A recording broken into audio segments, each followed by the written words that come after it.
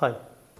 വിഷ്ണു ശശിശങ്കർ സംവിധാനം ചെയ്ത് അഭിലാഷ് പിള്ള തിരക്കഥയും സംഭാഷണവും നിർവഹിച്ച പുതിയ ചിത്രമാണ് സുമതി വളവ്.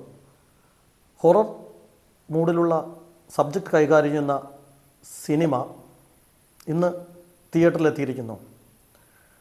ഹൊറർ മൂഡിലുള്ള സബ്ജക്റ്റ് എന്ന് പറയുന്നല്ലാതെ ഒരു തരത്തിലും സിനിമയുമായി നീതീകരിക്കുന്ന അവസ്ഥയിലല്ല കഥ മുന്നോട്ട് പോയതെന്ന് പറയേണ്ടതായി വരും.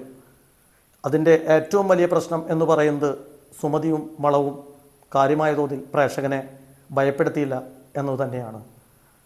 കരയണോ, ചിരിക്കണോ, ഭയപ്പെടണോ എന്ന വിഷയം സിനിമ കഴിയുന്നവരെയും പ്രേക്ഷകന് മനസ്സിലായിട്ടില്ല.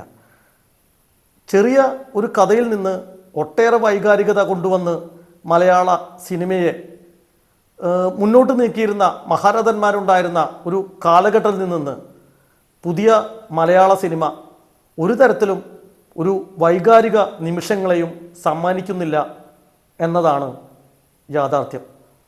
അത്തരത്തിലുള്ള ഒരു സിനിമ തന്നെയാണ് സുമതി വളവ്.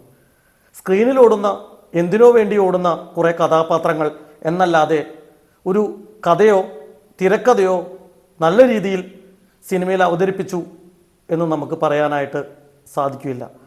മോശം കഥയും തിരക്കഥയും ഉള്ള സുമതി വളവ് എന്ന സിനിമ പ്രേക്ഷകനെ സംബന്ധിച്ച് ശരാശരിയിലും താഴെയുള്ള ഒരു ദൃശ്യാനുഭവമാണ് സമ്മാനിക്കുന്നത്.